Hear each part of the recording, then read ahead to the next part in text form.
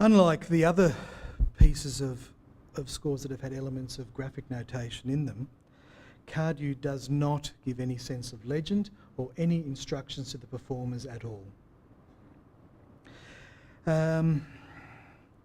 Cardew describes it thusly, that it is a graphic system of notation that relies entirely on the improvisational interpretation of the performers. So, in this example, how did the performers choose to interpret this? Well,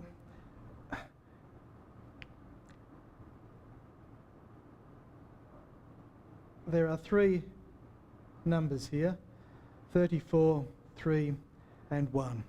These relate to chordal attacks by the ensemble. Now, here we had 3 attacks, followed by a musical gesture, then 1 attack. And here is the sense of gamesmanship that's involved in some of the interpretations.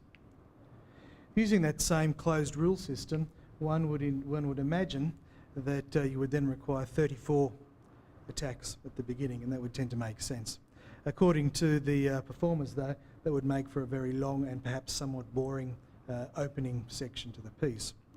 So instead of attacking the chords 34 times, they attacked it 7 times, which is 3 plus 4. So this is the level of interpretation, and I call it gamesmanship. It is a game in this sense. We heard the ascending sweep of stringed instruments, and these were articulated by a series of gongs, metal percussion.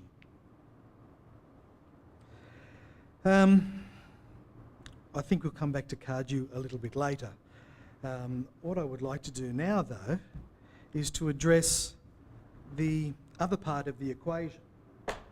It's all well and good, perhaps, for a composer to work in this way, but what would happen if what is the process of interpretation that needs to take place? What is the responsibility, the role of the performer?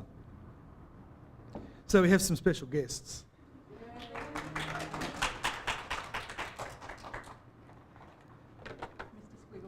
So Caitlin has been working on this graphic score composition for that's not quite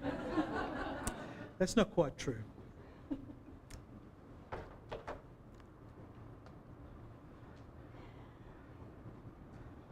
Probably for a week or so.